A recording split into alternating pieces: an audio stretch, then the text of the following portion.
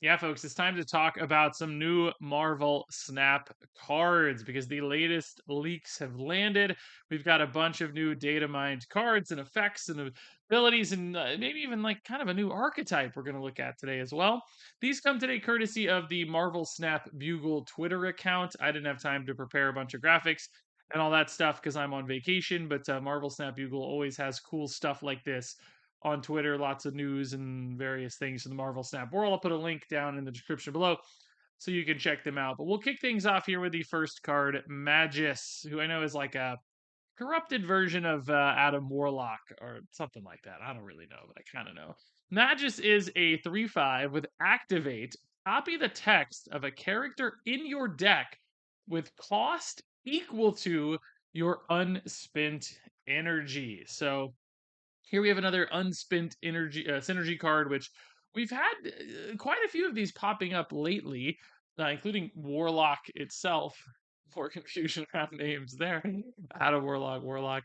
But the idea here, I think, with this one in particular, right, is like if you have a bunch of awesome big stuff in your deck, bunch of 6 cost cards, big 5 cost cards, in something like, say, a high evolutionary deck, you go into turn 5, you skip that entire turn while still activating Magus, and then he's going to gain the text of a card in your deck. So if you have an Iron Man in your deck and you skip turn 5, Magus becomes a 3/5 Iron Man, which is totally insane. On top of the fact that, you might also be buffing your Sunspot, you might also be getting some crazy discounts from Warlock and creating yourself a pretty nice turn 6. I think this is a very powerful piece. The risks for this one are going to be that, like, the card you want to hit, you've already drawn the Iron Man, so it's no longer in your deck, or maybe the costs don't exactly line up for some reason. If you're also running bonus energy and you float 6 energy, do you have enough 6 drops in your deck?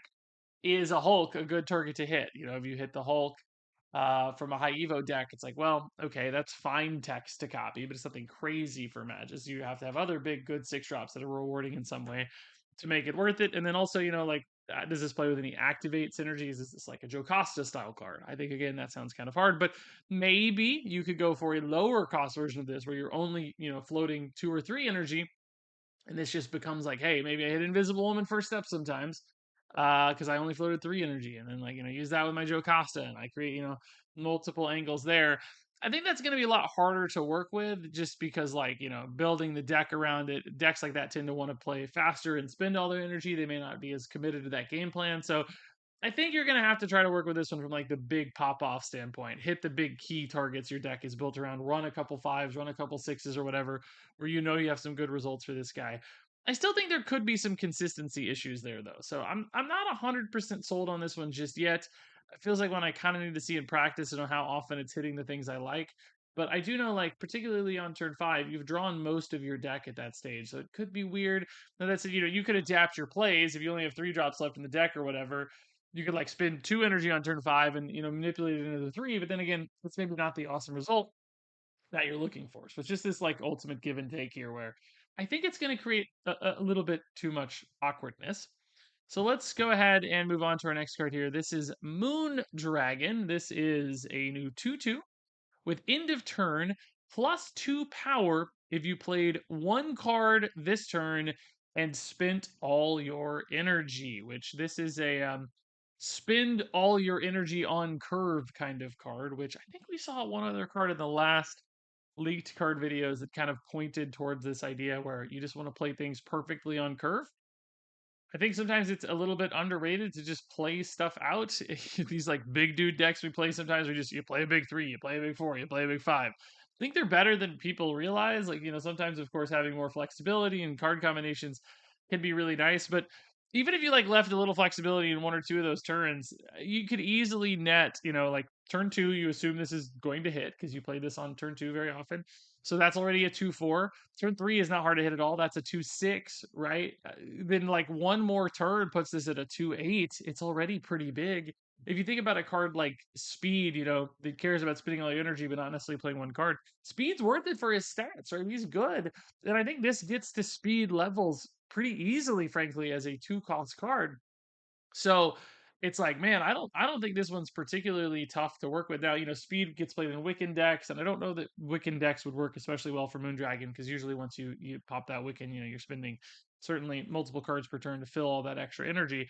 But I feel like there are decks that can still just curve this out pretty well. And the end of turn synergies here too, like end of turn decks do tend to play a little bit more multi card lines. At the end you're playing Havoc and all this, and Thena is kind of specifically opposed to this because Thena wants you playing 2 cards per turn. But could you maybe build an end of turn deck where it's like, hey, I've got like, I don't know, Invisible Woman on 3, Fantastic Car on turn 4, something else big on turn 5. Like, does that still work? A thing first steps on 5 or whatever, with like the Fantastic Four first steps crew is like, hey, Moondragon's a really big, nice piece of that. And gaining an extra +2 power from Fantastic Car, +2 from Invisible Woman. It's like, man, this thing could easily be like 12, 14 power or something and really chip in some really big numbers actually for a 2 drop. But it's one of those where it's like, I don't even know if you necessarily have to like concoct a specific deck around it right now. It's one of those where I just like put this in my back pocket and I see some decks where it's like, yeah, I kind of have a really natural curve fit for this. This seems like a just good big 2 drop that's readily going to be a 2/8 for me. And in a deck that's just running a lot of good honest stats, those big dumb guy decks, I think Moondragon kind of makes sense. I think this gets surprisingly big, surprisingly often, and it doesn't have to get crazy. A 2/6 or a 2/8's probably competitive enough, and then it can go from there. So I like this card a lot. This is like my style of card. This is the sort of thing I really like to do. Just play simple, clean numbers. Moondragon supports that really nicely, so I think this one's actually pretty sweet. Yeah, so next up is Star-Lord, Master of the Sun. I love his hair. That looks a bit like my hair when it's long. Hair and beard is nice. This is a 4/5 with on reveal. Next turn, you get +1 energy for each turn you've ended with unspent energy. So this is based on the number of turns, not the amount of energy. Keep that in mind. So on turn 3, let's say you play a 2 drop on turn 3, you just finish with 1 unspent energy. That still counts for Star Lord, Master of the Sun. You don't have to like skip the whole turn or anything. Then you get that 1 energy back. So the idea here would be like maybe skip turn 1 so you don't spend anything, right? Turn 2, maybe play a 1 drop, maybe put your sunspot down. Turn 3, you play a 2 drop, not a Moondragon, some 2 drop that plays nicely into this plan. Turn 4, if you want, you can go for your Star Lord, and you will net 3 energy on turn 5, 3 extra energy. And this is only next turn. It's not like Wiccan or anything. So turn 5, you'd have an 8 energy turn basically to do some cool stuff with. Keep in mind though, like a lot of the cards you might want to play down first, Magus or Warlock or whatever. If you're playing those on turn 3, you're going to miss 1 energy off your Star Lord, which might still be worth it. Maybe you're okay with a 7 energy turn 5. Also, though, you could play Star Lord on turn 5 so that basically you play like Warlock on turn 4, you float another one. Star Lord on turn 5, you float another one. Like always leave 1 energy at the end of the turn, and then you'd go into turn 6 basically, I guess, with 5 extra energy. Although I guess if you play this on 5, you haven't actually ended the turn. Well, no, it does say next turn. I guess it probably does the check on the unspent energy next turn, not immediately, right? Since it says next turn, in other words, it would count the Star Lord on turn 5 turn, I think. Which means hopefully you'd have 5 extra energy on the final turn for an 11 energy turn. But I guess Warlock doesn't really play nicely into that scheme. You'd rather have Warlock where you play Star Lord on 4 and like skip your turn 5, which could also be great for cards like She-Hulk, right? So kind of 2 paths to take, but if there's a Warlock path, you're maybe playing this on 4. Playing this on 4. There might just be another path where you play this on 5 and have a crazy turn 6 and just try to concoct a big combo or whatever on turn 6. But I will say, like, this kind of playing off curve and always floating energy thing, I don't know. We're obviously getting some cards that play into this. We're getting cards that can do this, but like Magus we already saw doesn't really make a ton of sense there with this. It's like, well, if you get up to like 7 energy on turn 5 and you float 7 energy, Magus copying the text of a 7 cost card in your deck, that's kind of weird. You don't maybe want to run 7 cost cards, and frankly, their text doesn't make a lot of sense to copy in most cases. If I think about it, it's like Erisham, Scar, and Dormammu and Zombie Galactides. Like that doesn't make sense. So it's like, I don't know, these pieces don't really come together for me yet. Like I know there's stuff here that you can start piling on, but they all kind of want to do slightly different things for these unspent energy cards. I think like Sunspot fits in all those, but like Magus is different than Warlock, is different than Star Lord, Master of the Sun. And I'm not really seeing the deck yet, and like High Evo's in there too, and it's kind of different. it's just feeling like a little bit at odds with itself, and there's not like a coherent through line for me. So I don't know, and it's like I can definitely see potential in this though, because it's like, energy later is probably better than energy earlier because you just get more options, you get more reactions, you get more surprise factor, you get more snap equity. So I get it. Like shifting your energy down the road is really, really valuable to do. So I don't want to like discount this card because I can see the upside of that. Like that's very, very valuable. I just don't know what the deck looks like just yet. That's where I'm hung up on this is like what actually does this deck do or what deck runs this? That's where I'm a little more stuck, but that's a problem you can perhaps solve a little bit later. As we move into our next card here, Drax, Avatar of Life. This is a new 4/4 Drax with end of turn plus 4 power if your opponent played a card with greater power this turn. Then also move to that card if you'd be winning its location, which is there's a lot going on here, right? So you start out as a 4/4 here, but you have this end of turn effect. It's not an on reveal; it's an end of turns. This can go off multiple, multiple times. You're going to gain plus 4 power, which like on turn 4, fairly likely actually your opponent is going to play a card of higher than 4 power because like even a lot of like 3 drops are going to be bigger than that, right? And most 4 drops will be bigger than that. So pretty great chance your Drax goes up to a 4/8 immediately at the end of turn, right? And like theoretically you could even, use some end of turn bonuses and stuff to like juice that even further. Um Although I don't know if that second check, if you did like an invisible in first steps, would the second check already reference the 8? Or would both of them reference the 4? It might actually update mid cycle and reference the 8, and then it might not go off. But that brings us to our next point. Going into like turn 5, this is going to check again, but then Drax will have 8 power. Might be harder for it to hit at 8 power. There aren't necessarily always going to be a lot of scenarios where your opponent plays an 8 power card. Some decks just don't run cards that big. They're just doing smaller things, whatever. And they don't always, if they were running it, even play one on turn 5.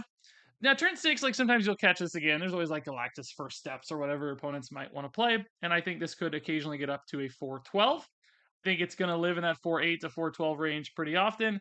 A lot of games you'll see it as a 4/8. A lot of games, not a lot. Some games you'll see it probably end the game as a 4/12, which is big. Like 4/8 is not bad, and a 4/12 is actually really big. But you also have this move thing as well, which I think you should consider this an upside, particularly at the end of the game. But there is some weirdness there because, like, you could technically move to a location you're already winning by a lot. It doesn't say like flip that location. It just says move if you'd be winning. And many times you could be winning anyway. But at the same time, if your opponent's playing a really big guy, they're playing that Galactus first steps and it's got 14 or 16 power. They're probably going to want to play it somewhere they would naturally flip. They're not going to play it somewhere that they were already winning, right? So they're going to play it somewhere they'd flip, and then Drax is going to move and re-flip that location to kind of counter their big crazy guy that they've played.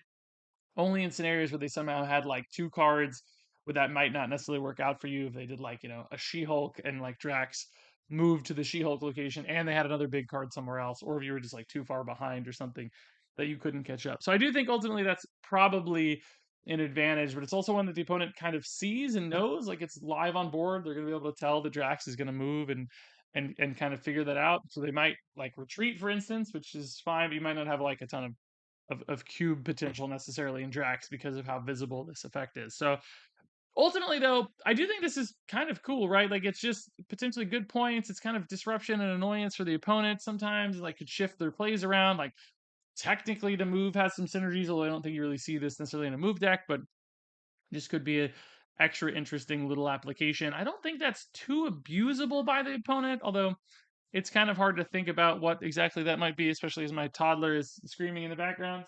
Okay, I think she has settled, but ultimately, I think this card's pretty interesting. I don't think like crazy or anything, but has some real potential. Next up is this guy whose name I don't know because it's not on the card. I'm going to say he's Captain Planet. Wait a minute. Don't get sued. This is a 3/4 with on reveal. Add 2 members of the Guardian's crew to your hand. So, Guardian's crew, I think probably just means any Guardians card. We just saw like the Team Clash is gonna like tag a bunch of cards as Guardians.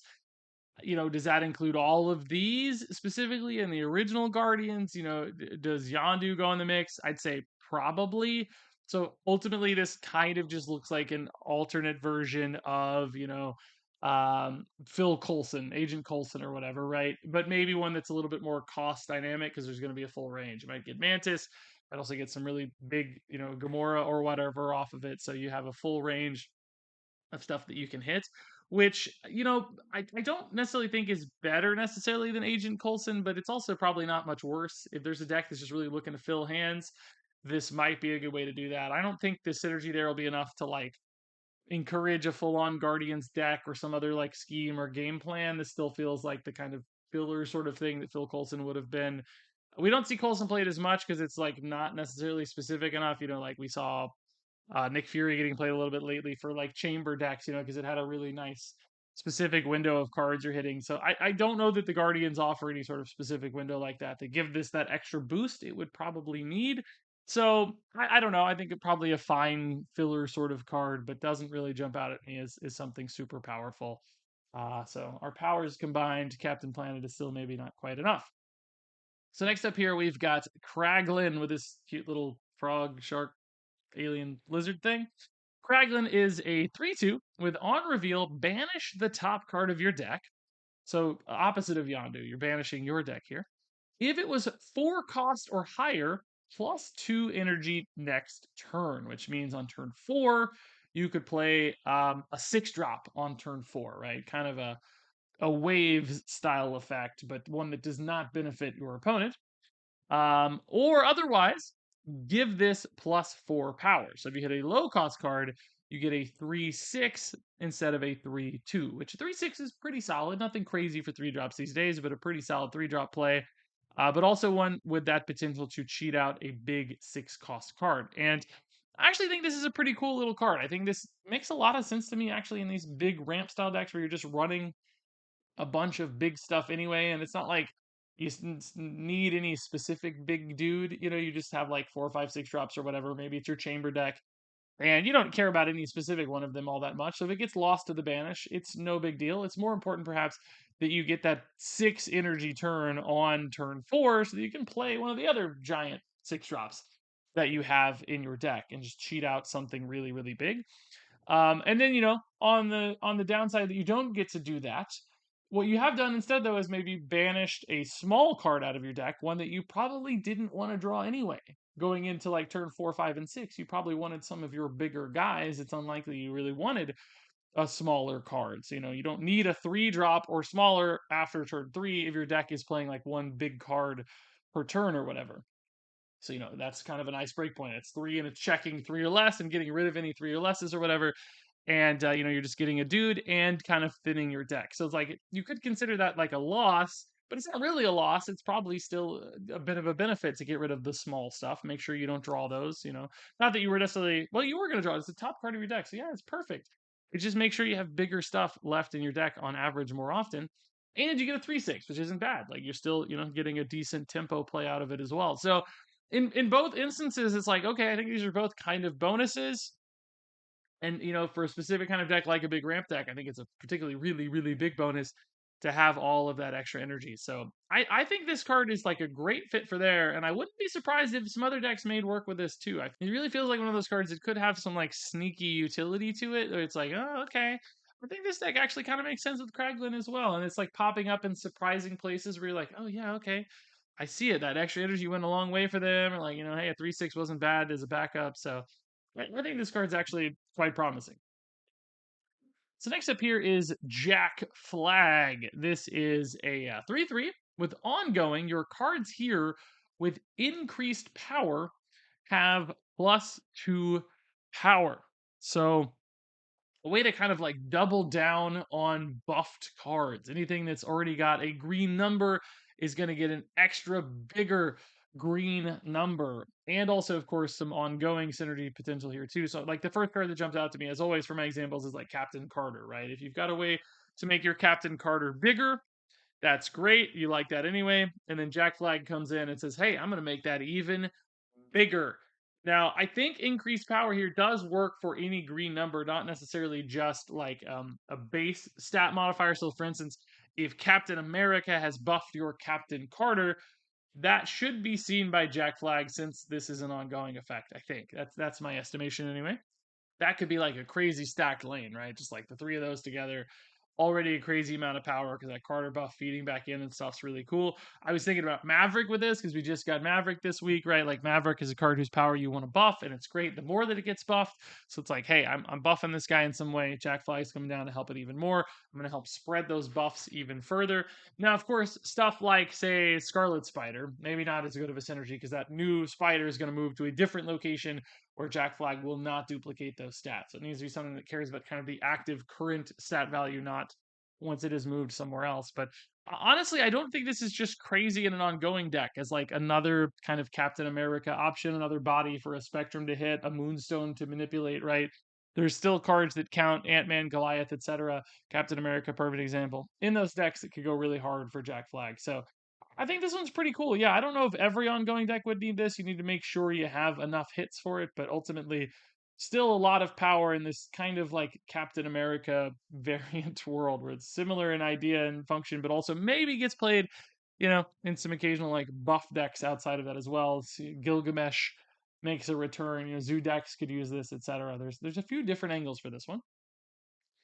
So next up here we have Starhawk, which I guess is like Darkhawk, but fancier, brighter. It is a 2/2 with on reveal on odd turns, give your cards at the left location +1 power, and then on even turns, give to the right location, which pretty cool little like buff card here where ultimately, like this sounds probably like cooler and sneakier than it is. It's just one of those things you kind of have to like pay attention to and plan for a little bit because you're not. This is not a card you're ever really playing on turn two, right? You're going to try to weave this in later. I could see maybe like in a surfer deck on turn five, right? You play this with your another 3-drop on turn five to fill your curve, and you play it with stuff that cares about buffs, things like maybe a Sebastian Shaw, for instance. And since it's going to be on an odd turn, you want maybe your Shaw going in the left lane. So on turn three, you play Shaw left. You weave this in on turn five, and you buff your Shaw plus whatever else might be there, +1 power. It also kind of encourages you a little bit to like stack cards up because it's buffing all of those cards. So if you can fill that location and then play this, hey, that's better. Also, like even on turn six, though, you could dump fully like in the right location on turn six, even with Starhawk itself, and this will buff itself. It doesn't say give your other cards; it just says give your cards at that location +1 power. So at the end of the day, if this goes perfectly, it's like a 2/6 in total output, which isn't the most exciting for kind of a conditional effect that doesn't always line up well for curve or whatever. But if you can multiply that with other effects like our Jack Flag that we just saw, you have the Captain Carter examples, the whatever, right? The Sebastian Shaw examples. You can multiply buffs in some pretty compelling ways. So I don't know. I don't hate it. I think it's flexible enough that it's pretty intriguing. I think you could build some really big surprise turns out of this as well. So it's just a lot of buffs, and some decks care a lot about a lot of buffs. So I think there is something intriguing here with Starhawk, if not, it's not crazy or anything, but intriguing. All right, yeah, and I guess that was our last card. There were some other like minorly updated cards that the Marvel Snap Bugle Twitter account here shared, but we've seen these before. We'll talk about any changes to these in the final card review once these come out. But preview if you guys want to freeze the video in those spots. But pretty cool set of Guardians themed cards, man. Excited to try some of these out. Dragon Man we saw many weeks ago, I think in even a previous leaked cards video. But here's some Starhawk support, maybe with a full location or something, right? So all in all, pretty cool stuff, man. Yeah, I think a few really interesting ideas, some fun build around stuff, and some potentially very powerful cards as well. So share your thoughts on all these cards down below. Thanks much as always for watching. And I gotta rate these. Oh God, I don't even know, man. I didn't even think about this. Oh, I forgot to rate them. Um, oh God, I don't even know. My number one card is Kraglin. My number two card is Jack Flag. My number three card is Drax. My number four card is Moondragon. Number five is Star Lord number 6 is Magus. Number 7 is, did I say Jack Flag already? I maybe should have said him. I think I said him already. Number 7 is Starhawk. Number 8 is Captain Planet. I don't think that's right at all. I think if I did that again, it'd be totally different, but good enough for the video for now. So share your thoughts on these cards. Thanks as always for watching, and I guess I will see you around.